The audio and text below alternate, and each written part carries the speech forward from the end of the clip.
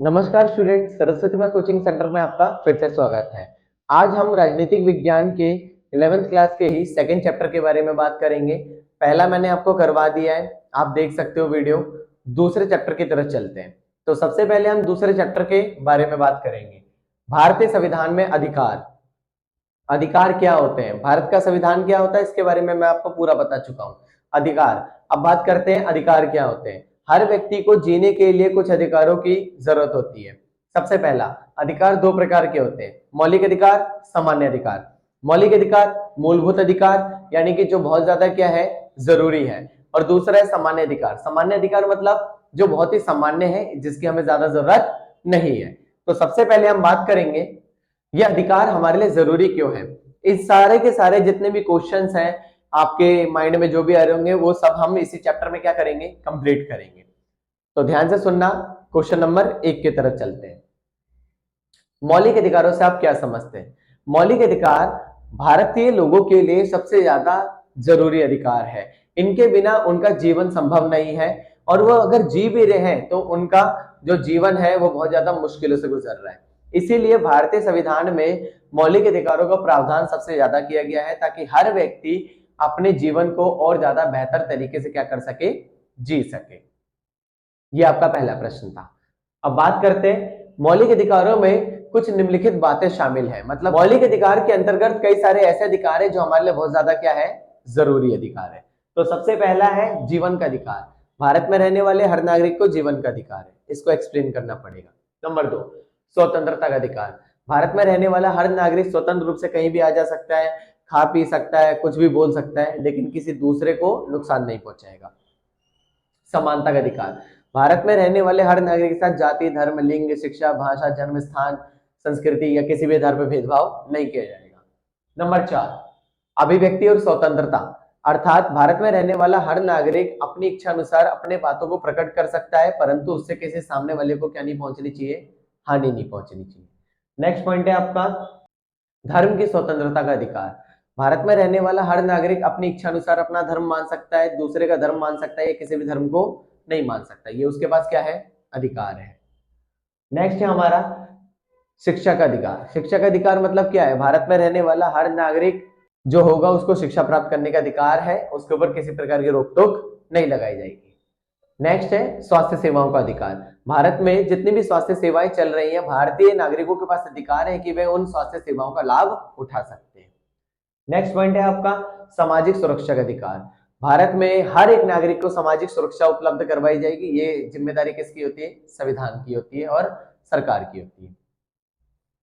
कानून के समक्ष समानता का अधिकार। भारत में किसी भी नागरिक के साथ कानून किसी भी प्रकार का अन्याय नहीं करेगा। सभी व्यक्ति एक बराबर होंगे, चाहे वो सरकारी अधिकारी हो, चाहे वो कह सकते कोई सामान्य व्यक्ति हो, सभी क्या है, एक बराबर है।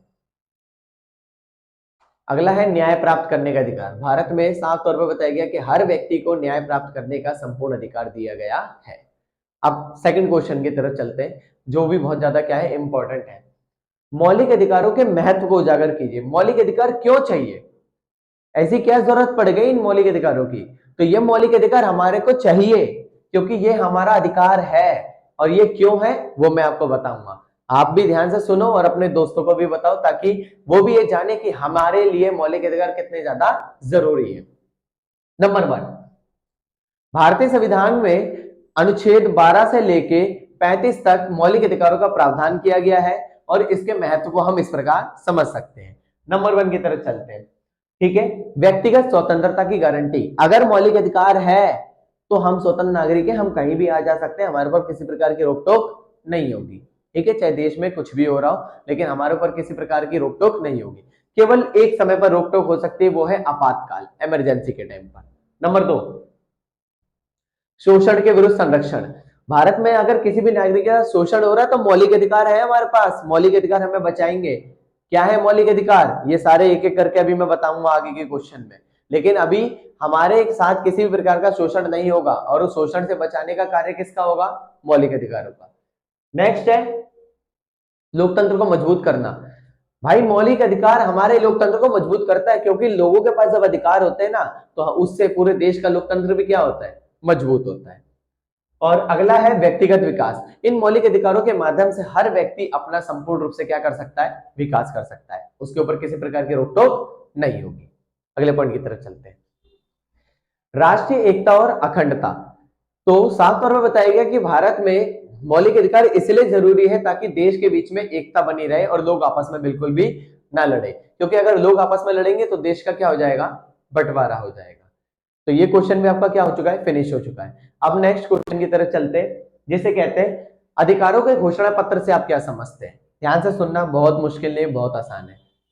अधिकारों का घोषणा पत्र वह पत्र है जिसमें भारतीय लोगों के लिए अधिकार लिखे गए कि ये अधिकार क्या होते हैं, क्यों जरूरी होते हैं, भारत के लोग इसको किस प्रकार इस्तेमाल कर सकते हैं, और अगर किसी व्यक्ति को नहीं मिल रहा है तो वो इन अधिकारों को कैसे प्राप्त कर सकता है। यानी एक लिस्ट है, उसमें भारत के सभी लोगों के लिए क्या बनाए गए, उनके लिए अधिकारों के लिए नियम बनाए गए, और वो सारे नियम भारत के लोगों को मानने के लिए क्या किए जाएंगे, उन्हें उपलब्ध करवाए जाएंगे। नेक्स्ट प्रश्न है आपका, मौलिक अधिकार साधारण अधिकार से किस प्रकार अलग है। तो मौलिक अधिकार क्या है इसके बारे में बात करते हैं, और साधारण अधिकार क्या है इसके बारे में, और ये दोनों के बीच में डिफरेंस क्या है। सबसे पहला, स्रोत। मौलिक अधिकार जो है वो हमें संविधान से प्राप्त होते हैं, और जो साधारण अधिकार होते हैं वो संविधान के अंतर्गत लिखे गए।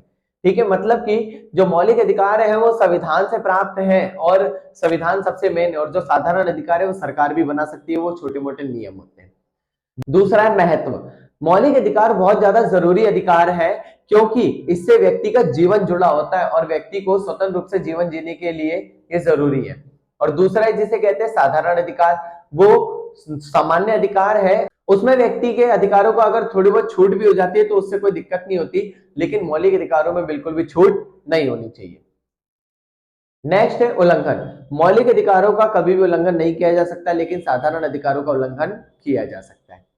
अगला है संरक्षण। मौलिक अधिकारों का संरक्षण स्वयं न्यायपालिका करती है, अर्थात भारत में किसी भी व्यक्ति के साथ अगर कोई अन्याय होगा या उसके अधिकार छीने जाएंगे तो सीधा हाई कोर्ट या फिर सुप्रीम कोर्ट जा सकता है, लेकिन साधारण अधिकार जो है उनकी जो रक्षा है वो कोई भी स्तर की न्यायालय कर सकती है। अगला परिवर्तन। मौलिक अधिकारों में परिवर्तन जो है वो असंभव है, यानी आप उसमें परिवर्तन नहीं कर सकते, उसमें सुधार कर सकते हो, लेकिन सामान्य अधिकारों में आप आसानी से परिवर्तन कर सकते हो। अगले प्रश्न की तरफ चलते हैं, सर्वधर्म समभाव क्या है और धर्मनिरपेक्षता क्या है। अर्थात ध्यान से सुनना, धर्मनिरपेक्षता का अर्थ क्या है। धर्मनिरपेक्षता का अर्थ होता है साधारण शब्दों में कि भारत में जो भी सरकार होगी वह किसी भी धर्म का पक्ष नहीं लेगी, यदि वह किसी भी धर्म का पक्ष लेती है तो वह बाकियों के साथ अन्याय कर रही है, और इसी प्रकार से उस सरकार को हटा देना ही हमारे लिए क्या होगा, सही होगा। अब इसके कुछ पॉइंट्स पढ़ते हैं। पहला है सरकार की धर्मनिरपेक्षता, अर्थात सरकार किसी भी धर्म का पक्ष नहीं लेगी, सभी धर्मों को एक बराबर मानेगी। नंबर 2, सभी धर्मों की समानता। सभी धर्म एक बराबर है, चाहे हिंदू, मुस्लिम, सिख, ईसाई, पारसी, जैन, बौद्ध कोई भी हो, सभी धर्म क्या है, एक बराबर। नंबर 3, भारत में रहने वाले हर नागरिक के पास स्वतंत्र रूप से अपना धर्म मानने का अधिकार है, किसी दूसरे का धर्म मानने का अधिकार है या किसी भी धर्म को मानने का अधिकार नहीं है, ये उसके ऊपर स्वतंत्र रूप से क्या दी गई है, छूट दी गई है। अब बात करते हैं नेक्स्ट पॉइंट की, सरकार का धर्मनिरपेक्ष हस्तक्षेप, अर्थात सरकार किसी भी धार्मिक मामले पर ज्यादा किसी एक धर्म का पक्ष नहीं लेगी। अगर वो ऐसा करती है तो वो क्या कर रही है, पक्षपात कर रही है, और उसे ऐसा नहीं करना चाहिए, क्योंकि जब तक आप एक राजनीतिक पार्टी हो तो आप किसी धर्म का पक्ष ले सकते हो, लेकिन जब आप सत्ता में आ जाते हो तो आपके लिए सभी क्या होने चाहिए, एक बराबर होने चाहिए। ये बहुत ज्यादा क्या है, मेन है। अगले प्रश्न की तरफ चलते हैं।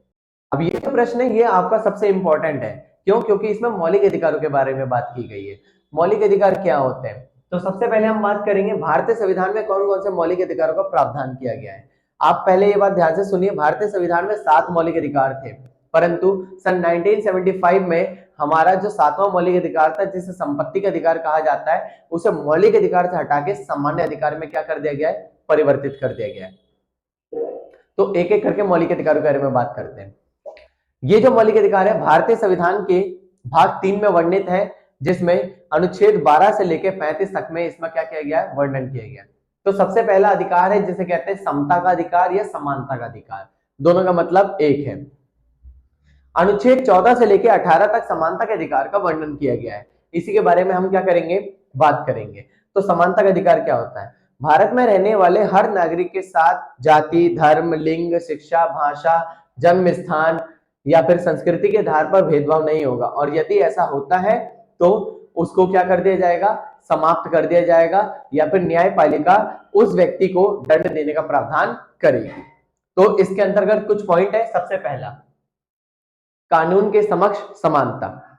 भारत में कानून सभी के लिए एक बराबर है, चाहे वह राष्ट्रपति का बेटा हो, चाहे प्रधानमंत्री का हो, या खुद प्रधानमंत्री हो, राष्ट्रपति हो, या कोई सरकारी अधिकारी हो, सभी व्यक्ति क्या है, एक बराबर है, और सबके लिए नियम क्या है, एक बराबर।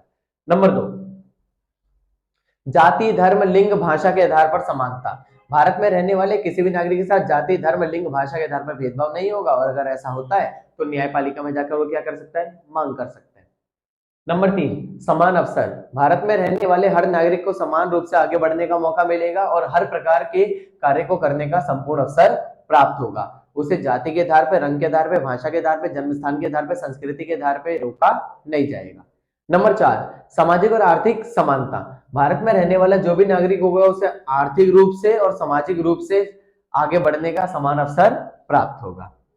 अब बात करते हैं दूसरे अधिकार की, जिसे कहते हैं स्वतंत्रता का अधिकार। भारत में रहने वाले हर नागरिक के पास स्वतंत्रता का अधिकार है। वह स्वतंत्र रूप से कहीं भी आ जा सकता है, कुछ भी बोल सकता है, कुछ भी खा सकता है, परंतु वह किसी अन्य की स्वतंत्रता को नुकसान नहीं पहुंचाएगा। यह अधिकार अनुच्छेद 19 से 22 में बताया गया है। तो इसका सबसे पहला है जिसे कहते हैं विचारों की स्वतंत्रता। आप अपने विचार स्वतंत्र रूप से सोच सकते हो, आपके ऊपर अधिकार है, लेकिन आपके विचार किसी को नुकसान वाले नहीं होने चाहिए या किसी को नुकसान ना पहुंचाए। नंबर 2, अभिव्यक्ति की स्वतंत्रता। भारत में रहने वाले जितने भी नागरिक हैं वो स्वतंत्र रूप से अपने विचारों को सामने वाले के पास प्रकट कर सकते हैं, लेकिन उससे किसी दूसरे को हानि नहीं पहुंचनी चाहिए। नंबर 3, धर्म की स्वतंत्रता। भारत में रहने वाला नागरिक अपनी इच्छा अनुसार अपना धर्म मान सकता है, दूसरे का धर्म मान सकता है, किसी भी धर्म को नहीं मान सकता। नंबर 4, संघ और संगठन की स्वतंत्रता। आप अपनी इच्छा अनुसार अपना संघ बना सकते हो, अपना संगठन बना सकते हो, और आपके ऊपर किसी प्रकार की क्या नहीं होगी, रोक टोक नहीं होगी। नंबर 5, चुनाव और मतदान की स्वतंत्रता। भारत में रहने वाला हर नागरिक स्वतंत्र रूप से चुनाव में भाग ले सकता है और अपना वोट डाल सकता है। अगला मौलिक अधिकार है शोषण के विरुद्ध अधिकार। ठीक है, इसे राइट टू एक्सप्लॉयटेशन कहते हैं। ये जो है हमारा अनुच्छेद 23 और 24 में बताया गया है। भारत में रहने वाले किसी भी नागरिक के साथ शोषण नहीं किया जाएगा। तो शोषण क्या होता है, शोषण मतलब अत्याचार होता है। अब ये कई प्रकार के हो सकते हैं, काम करवा लिया, पैसे नहीं दिए, काम करवा लिया और कम पैसे दिए, या फिर झूठ बोल के 8 घंटे की ड्यूटी बता के आपसे 12 घंटे काम करवा लिया, तो या फिर अत्याचार हो रहे हैं। तो ये जितने भी अत्याचार हैं ये शोषण है, इसको समाप्त करने के लिए हमारा तीसरा बड़ा मौलिक अधिकार है। इसके बारे में हम बात करते हैं। सबसे पहला, बाल श्रम के विरुद्ध संरक्षण। मतलब 14 साल से नीचे उम्र के बच्चों से आप काम नहीं करवा सकते हो, और अगर आप ऐसा करते हो तो आपके ऊपर केस किया जाएगा। नंबर 2, अगर कोई ऐसा बच्चा है जिसके माता पिता नहीं है, मजबूरी में उसे काम करना पड़ रहा है, तो वह स्वतंत्र रूप से अपना काम कर सकता है। ठीक है, ये बाल मजदूरी है। नंबर 2, बात करते हैं महिलाओं के शोषण के विरुद्ध संरक्षण। महिलाओं के साथ भी शोषण होता है, अत्याचार होते हैं, उन्हें मारा जाता है, घरेलू हिंसा होती है। इस प्रकार के अत्याचार को पूर्ण रूप से समाप्त करने की क्या की गई है, कोशिश। नंबर 3, शारीरिक और मानसिक प्रताड़ना के विरुद्ध संरक्षण। मतलब किसी भी बच्चे को या किसी भी महिला को या किसी भी पुरुष को शारीरिक रूप से और मानसिक रूप से प्रताड़ित नहीं किया जाएगा, और कोई अगर ऐसा टॉर्चर करता है तो उसके खिलाफ क्या लिया जाएगा, एक्शन लिया जाएगा। नंबर 4, आर्थिक शोषण के विरुद्ध संरक्षण। अर्थात किसी व्यक्ति के साथ आर्थिक रूप से शोषण हो रहा है। मान के चलो एक महिला है और एक पुरुष है, दोनों एक सेम फील्ड में काम कर रहे हैं, लेकिन एक को सैलरी 12,000 मिल रही है और एक को सैलरी 8,000 मिल रही है। अर्थात पुरुष को 12 मिल रही है और महिला को कितनी मिल रही है, 8 मिल रही है। तो ये उसका आर्थिक शोषण हो रहा है। तो इसीलिए ये भी शोषण नहीं किया जाएगा, और अगर ऐसा होता है तो आप उसके खिलाफ क्या कर सकते हो, केस कर सकते हो।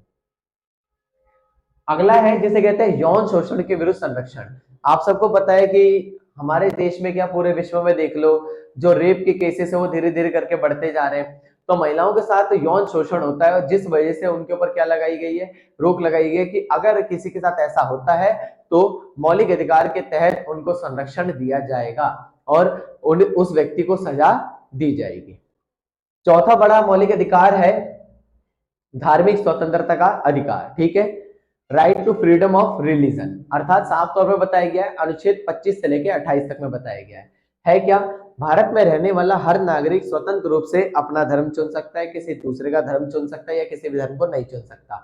यहाँ तक कि वो अपना धार्मिक संस्थान खोल सकता है, उसका प्रचार प्रसार कर सकता है, उसके ऊपर किसी प्रकार की रोक टोक नहीं होगी।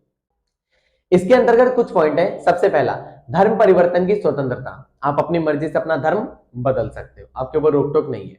नंबर 2, धर्म के अनुसार जीने और पूजा करने का अधिकार, आप अपने धर्म के अनुसार जियो, आपको अधिकार है और आप अपने धर्म के अनुसार पूजा करो, कोई नहीं रोक टोक करेगा।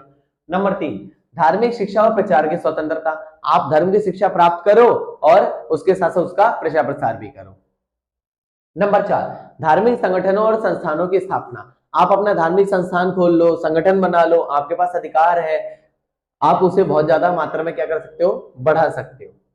धार्मिक त्योहार और उत्सवों का आयोजन, मतलब जो भी धार्मिक त्योहार और जो भी उत्सव है आप अपनी इच्छा अनुसार मना सकते हो, आपके ऊपर किसी प्रकार की रोक टोक नहीं होगी। बस एक बात का ध्यान रखना, आप किसी दूसरे के धर्म को बुरा नहीं बताओगे, अगर आप ऐसा करते हो तो आपके खिलाफ एक्शन लिया जाएगा। अगला मौलिक अधिकार है शिक्षा एवं संस्कृति का अधिकार, ठीक है, राइट टू एजुकेशन और कल्चर।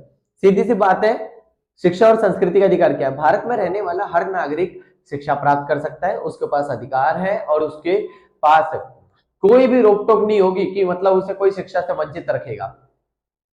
अब जैसे कि उनके पास कई प्रकार के शिक्षा के अधिकार होंगे और संस्कृति का भी अधिकार है। भारत में तो बहुत सारे लोग रहते हैं, जैसे कश्मीर है, कश्मीरी के लोग हैं, ठीक है, हरियाणा के, पंजाब के, महाराष्ट्र के, या फिर आपका केरला हो गया, तमिलनाडु हो गया, आसाम हो गया, नागालैंड हो गया, यहाँ पे हर जगह पे अलग अलग संस्कृति है। इन संस्कृति के बारे में आप सीख भी सकते हो, ये भी आपके पास क्या है, अधिकार है। तो हम इसके कुछ पॉइंट्स पढ़ते हैं। प्राथमिक शिक्षा का अधिकार, प्राइमरी एजुकेशन जिसे कहते हैं, हमारे पास है। माध्यमिक शिक्षा का अधिकार यानी मिडिल स्कूल, यानी जो छठी से लेकर 10वीं तक का होता है, हम वो भी प्राप्त कर सकते हैं। उच्च शिक्षा का अधिकार जिसे हाई स्कूल कहते हैं, 11वीं 12वीं, ठीक है, ये हमारे पास अधिकार है। नेक्स्ट है व्यावसायिक शिक्षा का अधिकार, अर्थात साफ तौर पे बताया गया कि आप किसी भी व्यापार की क्या कर सकते हो, शिक्षा प्राप्त कर सकते हो, आपके ऊपर रोक टोक नहीं होगी। और अगला है जिसे कहते हैं शिक्षा में समानता और गैर भेदभाव, मतलब किसी भी व्यक्ति के साथ समानता नहीं होगी, सभी के साथ समानता की जाएगी और किसी के साथ भेदभाव नहीं किया जाएगा। नेक्स्ट है हमारा संस्कृति का अधिकार, अपनी संस्कृति को बनाए रखने का अधिकार है, मतलब आपके पास साफ तौर पर अधिकार है कि आप अपनी संस्कृति को बनाए रख सकते हो। नंबर 2, अपनी भाषा और लिपि का अधिकार, आप अपनी भाषा को भी सीख सकते हो और अपनी स्वयं की लिपि भी बना सकते हो, आपके पास ये अधिकार है। नंबर 3, अपने धार्मिक और सांस्कृतिक त्योहारों का आयोजन करने का अधिकार, साफ तौर पे आप अपने धार्मिक त्योहार बना सकते हो और धार्मिक त्योहारों का आयोजन भी कर सकते हो। नंबर 4, अपने कलात्मक और सांस्कृतिक कलात्मक का अधिकार, मतलब कि सीधी सी बात है, भारत में रहने वाला हर नागरिक अपनी कला को प्रदर्शित कर सकता है, अपनी संस्कृति की कला को वो बता सकता है, ये उसके पास अधिकार है। नेक्स्ट है अपनी संस्कृति के संरक्षण का अधिकार, मतलब आप अपनी संस्कृति को बचाने के लिए अनेक प्रकार के प्रयास कर सकते हो।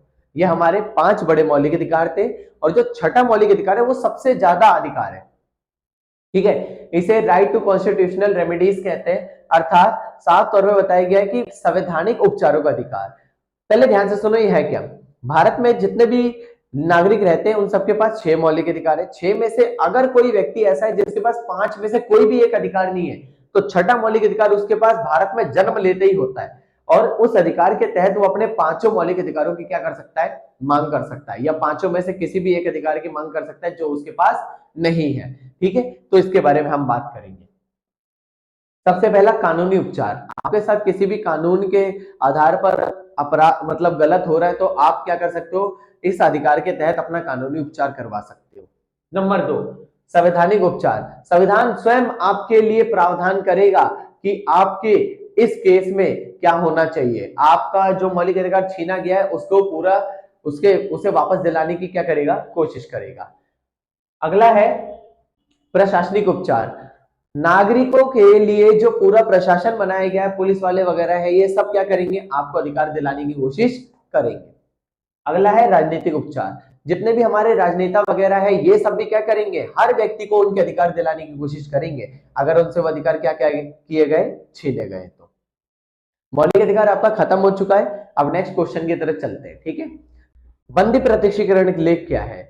बंदी प्रत्यक्षीकरण लेख मतलब हैबियस कॉर्पस रिट, अर्थात साफ तौर पे बताया गया है कि भारत में रहने वाला कोई भी नागरिक है, यदि उसे बंदी या फिर गिरफ्तार किया गया है, बंदी बना लिया गया है गिरफ्तार कर लिया गया है, तो इसका मतलब क्या है कि बंदी प्रत्यक्षीकरण, अर्थात किसी भी व्यक्ति को गिरफ्तार करने के पश्चात उसे न्यायालय के सामने प्रस्तुत करना ही बंदी प्रत्यक्षीकरण लेख कहलाता है, हैबियस कॉर्पस रिट। अर्थात साफ तौर पे आपने जिस व्यक्ति को बंदी बनाया है, आप उसे न्यायालय के सामने प्रस्तुत कीजिए मात्र 24 घंटे के अंदर। यदि कोई पुलिस वाला ऐसा नहीं करता तो उस पुलिस वाले के खिलाफ या उस पुलिस डिपार्टमेंट के खिलाफ क्या किया जाएगा, केस किया जाएगा। नंबर 2, यदि किसी व्यक्ति को गैर कानूनी रूप से गिरफ्तार किया गया है तो वह अपने रिहाई की मांग कर सकता है, और अपने रिहाई की मांग करने के साथ साथ वह अपने आप को निर्दोष साबित करने के लिए संपूर्ण प्रयास कर सकता है, ये उसके पास अधिकार है।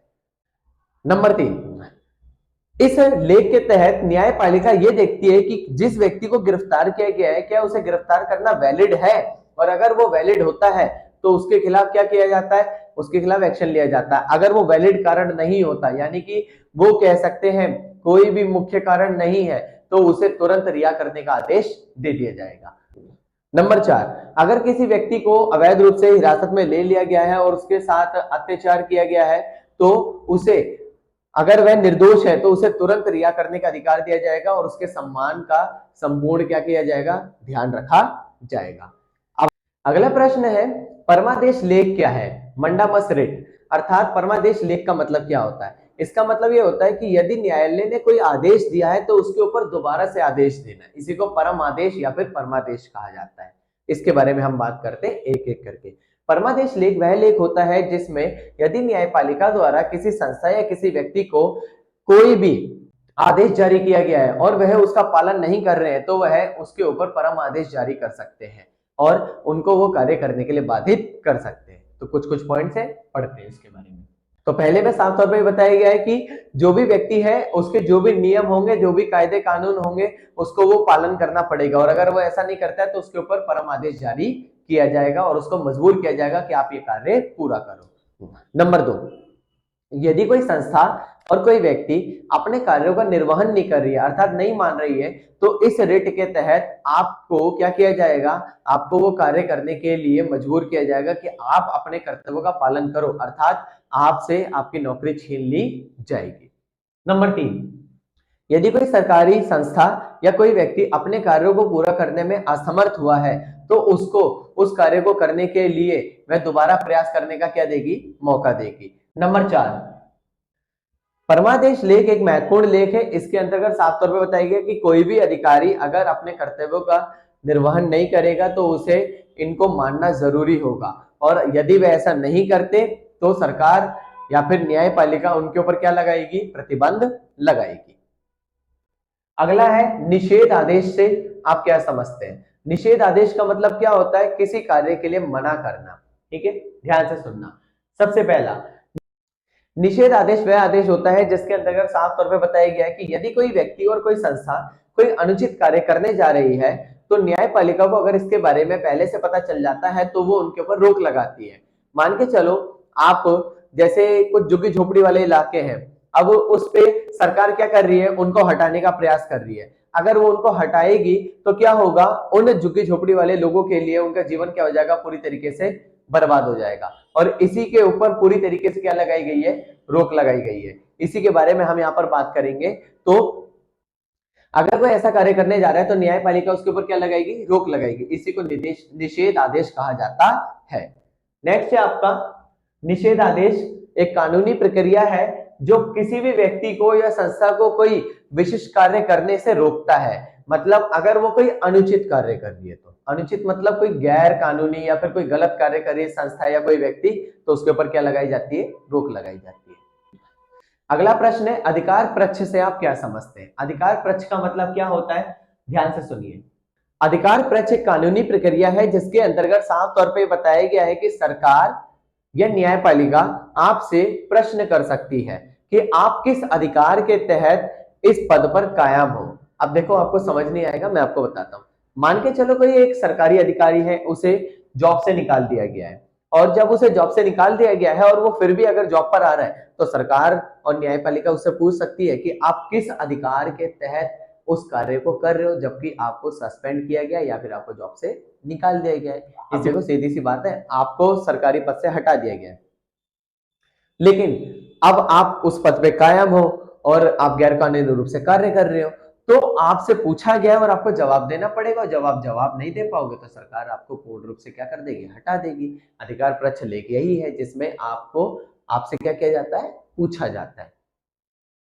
नेक्स्ट है अधिकार पक्ष एक कानूनी प्रक्रिया है जो ये सुनिश्चित करती है कि जो पद व्यक्ति को दिया जा रहा है वो सही है या नहीं है, और उस पद के क्या कार्य हैं उसके बारे में भी इसमें बताया गया है। अगले प्रश्न की तरफ चलते हैं। उत्प्रेक्षण रिट से आप क्या समझते हैं? उत्प्रेक्षण रिट का मतलब क्या है? यह एक कानूनी प्रक्रिया है जिसमें कोई निचली अदालत अगर कोई फैसला लेती है तो उच्च अदालत के पास यह अधिकार होता है कि वह निचली अदालत के उस फैसले को परिवर्तित कर सकती है अगर वो जरूरी है तो। ठीक है, आगे देखो। अब मैं आपको एक एग्जांपल के साथ समझाता हूं। सबसे पहला पॉइंट, यदि कोई निचली अदालत में कोई व्यक्ति है जिसे कानूनी रूप से क्या कर दिया गया है, दोषी ठहरा दिया गया है, उसे सजाए मौत दी गई है, तो वो क्या करेगा, अपने आप को बचाने के लिए किसी बड़े स्तर के न्यायालय में जाएगा। यदि उसका केस जिला स्तर के न्यायालय में चल रहा है तो वो क्या करेगा, बड़े स्तर के न्यायालय में जाएगा और बड़े स्तर के न्यायालय में जाकर क्या करेगा, मांग करेगा कि भाई मेरे को यह अधिकार है कि मैं अपने आप को जब तक जिंदा हूं मैं अपने आप को निर्दोष साबित करने के लिए प्रयास कर सकता हूं। तो ये क्या है, हमारा उत्प्रेक्षण रिट है जिसमें निचले स्तर के न्यायालय को फैसले को बदलने के लिए उच्च स्तर के न्यायालय क्या करते हैं, हमेशा निरंतर रूप से प्रयास करती रहती है। तीसरे पॉइंट की बात करते हैं तो तीसरे पॉइंट में भी यही बताया गया कि यदि कोई निचले स्तर के न्यायालय ने कोई फैसला दिया है और उच्च स्तर के न्यायालय को ऐसा लगता है कि वो फैसला उस व्यक्ति के पक्ष में नहीं है, तो इस कारण वो क्या कर सकती है, उस फैसले को बदलने पे अपनी रजामंदी दे सकती है और उस पूरे के पूरे केस को अपने पास मंगवा सकती है और दोबारा से जांच करने के बाद अपना निर्णय दे सकती है। नंबर 4, उत्प्रेक्षण रिट के अंतर्गत उच्च स्तर के न्यायालय यह देखती है कि निचले स्तर के न्यायालय ने जो फैसला लिया है वो सही लिया है या नहीं लिया है, और यदि वह फैसला सही नहीं लिया होता तो वो क्या कर सकती है, उस फैसले को परिवर्तित कर सकती है। अब बात करते हैं इस चैप्टर के सबसे मेन क्वेश्चन के बारे में जो मौलिक अधिकारों के बाद आता है, जिसे हम कहते हैं मौलिक कर्तव्यों से आप क्या समझते हैं। आप सब एक बात का ध्यान रखिए, मौलिक अधिकार और मौलिक कर्तव्य, फंडामेंटल राइट्स और फंडामेंटल ड्यूटीज। सबसे पहली चीज, भारतीय संविधान ने हमें मौलिक अधिकार दिए, इसके बदले में हमें उन्हें क्या देना चाहिए, हमारे लिए कुछ कर्तव्य बनाए गए, उन कर्तव्यों के बारे में बात करनी है।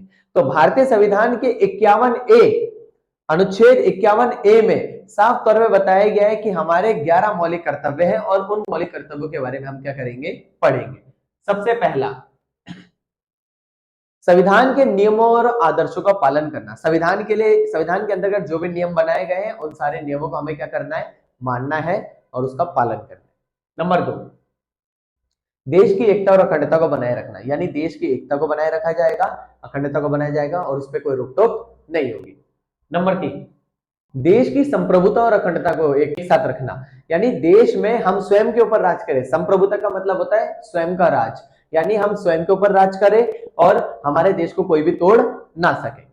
नेक्स्ट है आपका, देश के लिए बलिदान देने के लिए तैयार रहना, अर्थात देश के लिए बलिदान देने का मतलब क्या है कि अगर कभी देश में ऐसी सिचुएशन आ जाए, युद्ध वगैरह हो और हमारा देश हमसे क्या करे, हमारा देश हमसे आह्वान करे कि हमें नागरिकों की जरूरत है, हमारी मदद कीजिए, तो उस समय पर हमें हमारे देश के लिए क्या रहना चाहिए, तैयार रहना चाहिए। नेक्स्ट है शिक्षा के महत्व को समझना और इसका प्रसार करना, यानी शिक्षा का महत्व क्या है और उसका प्रसार किस प्रकार किया जाएगा, इसके बारे में भी जानना क्या है, जरूरी है। नेक्स्ट है वैज्ञानिक दृष्टिकोण और तर्क संगत विचारों को बढ़ावा देना, यानी भारत में रहने वाले हर नागरिक का जो दृष्टिकोण नजरिया होना चाहिए वो वैज्ञानिक होना चाहिए, साइंटिफिक होना चाहिए, ताकि वो देश को आगे बढ़ाने के लिए प्रयास कर सके। नेक्स्ट है सामाजिक और आर्थिक न्याय को बढ़ावा देना, भारत में रहने वाले जितने भी नागरिक होंगे उनको सामाजिक और आर्थिक रूप से आगे बढ़ाने का क्या करना चाहिए, प्रयास करना चाहिए। अगला है सार्वजनिक संपत्ति की रक्षा करना, यानी जितने भी सार्वजनिक संपत्ति है, जो भी हमारे पब्लिक जो चीजें होती है उन सबको क्या करना, हमें बचा के रखना है, जो भी पब्लिक प्रॉपर्टी है उसको बचा के रखना है और उसके साथ साथ उसको ठीक रूप से आगे बढ़ाने की कोशिश करनी है। पर्यावरण की रक्षा करना, अर्थात साफ तौर पर बताया गया कि जो पर्यावरण है उसकी पूर्ण रूप से क्या करना, रक्षा करना है, यह भी हमारा मौलिक कर्तव्य है। अगला है सार्वजनिक स्वास्थ्य और स्वच्छता को बनाए रखना, यानी सार्वजनिक स्वास्थ्य मतलब सबके स्वास्थ्य के लिए, और स्वच्छता को आगे बढ़ाने का क्या करना चाहिए, हमें प्रयास करना चाहिए। भारत की सांस्कृतिक विरासत को बरकरार रखना, मतलब भारत की जो सांस्कृतिक विरासत है जो पहले से चली आ रही है उसको बरकरार रखने का भी कार्य है। कुछ और है जो बहुत ज्यादा मेन है, हमारे जितने भी फ्रीडम फाइटर्स हैं उन सबको याद रखना और उन सबके बलिदान को याद रखना। इसके साथ साथ राष्ट्रीय गान का पालन करना, राष्ट्रीय गीत का पालन करना और राष्ट्रीय ध्वज का सम्मान करना, ये सारे हमारे क्या है, मौलिक कर्तव्य है। तो ये चैप्टर भी आपका फिनिश हो चुका है। यदि आपको वीडियो अच्छी लगी हो तो वीडियो को लाइक करें, चैनल को सब्सक्राइब करें और ज्यादा से ज्यादा अपने दोस्तों तक शेयर करें। आप सब देख सकते हो मैं हर वीडियो में बताता हूं कि मेरा हर साल का रिजल्ट आता है, आप सब इन नोट्स के माध्यम से पढ़ोगे तो आप भी अच्छे नंबर ला पाओगे। मिलते हैं नेक्स्ट वीडियो में, थैंक यू।